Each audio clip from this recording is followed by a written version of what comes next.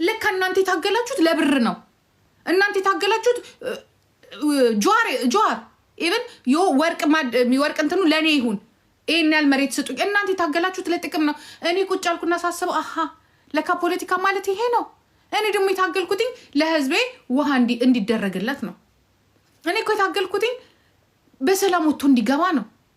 እኔ እንደዛ ነው መሰለኝ። አዳሜ ግን ለካ አይደለም። እኔ እኮ የመሰለኝ ሌላ ነበረ። ሲገባኝ በቃኝ። ሲገባኝ አንተም ለጥቅም ከሆነ ታዲያ አብይም እኮ ለጥቅሙ ለካ ለጥቅም ነው የምትጣሉት። አንተ ተነሳ እኔ ቁጭ በል፣ አንተ ተነሳ ቁጭ በል ከሆነ እኔ ታገልኩት አንተ ተነሳ ቁጭ በል አይደለም። እኔ ደግሞ የታገልኩትኝ የተሻለ ሰው መጥቶ ኦሮሞንም ኢትዮጵያንም ያስተዳደር ብዬ ነው። ስለዚህ አሃ ትግሉ እንደዚህ ነው። እንዲያው ቻው ባይ ባይ ባይ ባይ በቃ ጨረስኩ፣ ሩጫዬን ጨረስኩ ብዬ ተቀብሬ ከመቃብሬ በላይ በድንጋይ ጂጂ ከ1989 ተወልዳ በ19 እንደዚህ ሞተች የሚባሉ ካልተጻፈ አታምኑም እንዴ? ጨረስኩኝ፣ ጫማ ሰቀልኩኝ፣ መርቁኝና ልሂድ አልኩኝ። በቃ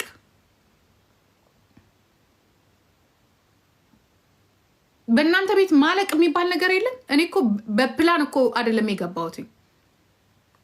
እኔ እንዲያውም መኖሬ ራሱ ይገርመኛል። እኔ የሆነ የምሞት ነበር የሚመስለኝ። አይስወር እኔ ሞትን ነበር የምጠብቀው። እኔ ልጆቼን ምስክር ጥሩ። እኔ እኮ ሟች ነኝ። ኢቨን ራሱ ብር ራሱ አላስቀምጥም ነበረ። እግዚአብሔር ምስክሬን ነው። ምክንያቱም ሟች ነኝ ነበር የምለው። ብር ራሱ ነው የማስቀምጠው ሰው ጋር ነበረ። ምክንያቱም ሟች ነኝ ብዬ ስለማስብ እሞታለሁ፣ እሄዳለሁ። የሆነ ሰው እኔ እንደዛ በሲሪየስ እኔ ትክክለኛ ታጋይ በቃ ትክክለኛ ራሴ እንደ ትክክል አድርጌ የምወስደው ለካ አይደለም። ለካ ቢዝነስ ናት ነገሯ። ቢዝነስ ከሆነ ደግሞ እናንተ ሂዱ፣ እናንተም በሉ ታገሉ። እኔ አይደለሁም።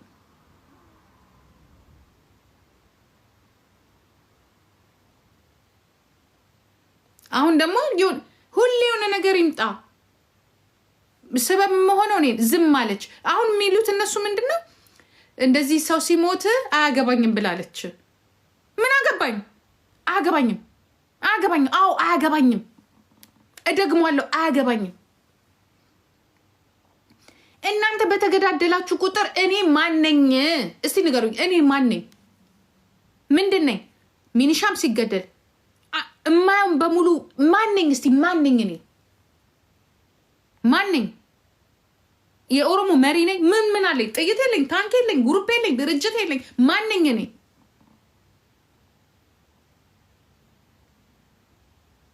ለእናንተ ትግል ማለት እዚህ ላይ መንጣጣት ነው።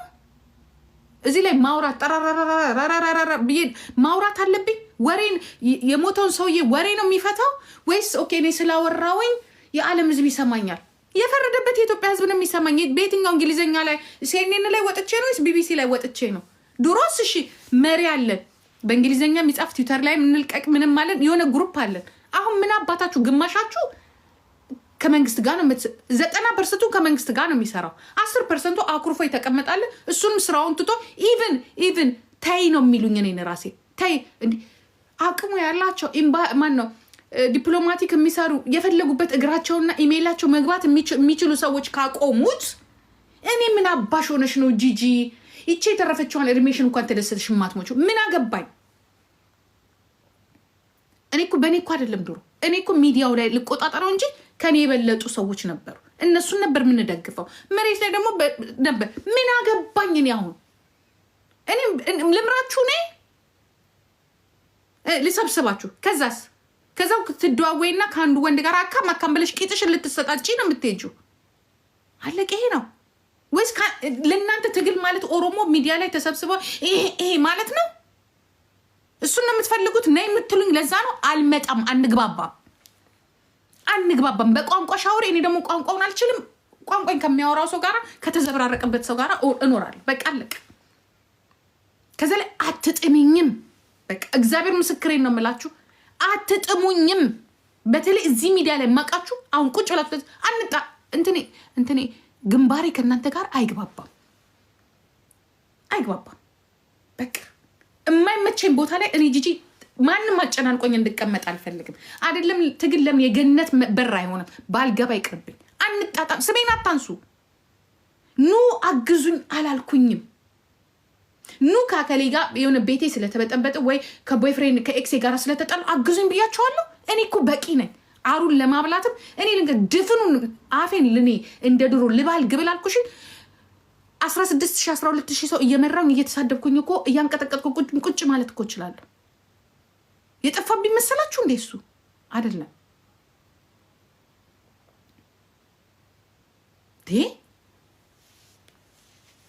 ጭራሽ ለስሙ ክብር የምሰጥ አንተ ከብት የከብት ልጅ የዚች የማናት የሶኒያ ባል አንተ መተ እኔን አንተ ምን ልታረግ ነው የመጣው? አንተ ደግሞ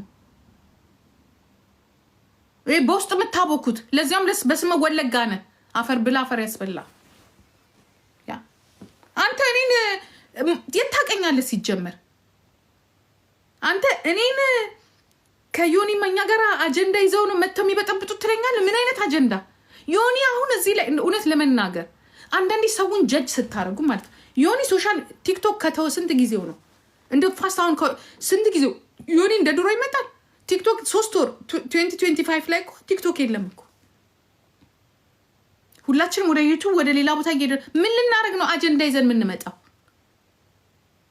እኔ በዚች ልጅ እንኳን ሞት ያ እምሰማቸውን ነገሮች እንኳን ተናገሪ ሲሉኝ አፌን ቆጥቤ ነው ቁጭ ያልኩትኝ። ምክንያቱም አንዱን የሚያስቀይም አንዱን የሚያስደስት ለምን በቃ ምን ያደርግልኛል? በዩቲዩብ ለሚመጣ 100 እና 200 ኤሮ ምን ያደርግልኛል? የራሴን ነገር ይዤ ቁጭ ብል ይሻለኛል። እውነት ብናገር ይሻለኛል።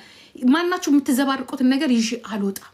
ነፍሲማ ወንጀሉንም እግዚአብሔር ያውጣላት ብዬ ዝም ብዬ ነው ቁጭ ያልኩትኝ። ለፍልፍ ያለው ምን ጉድ ውስጥ ነው የገባ ነው?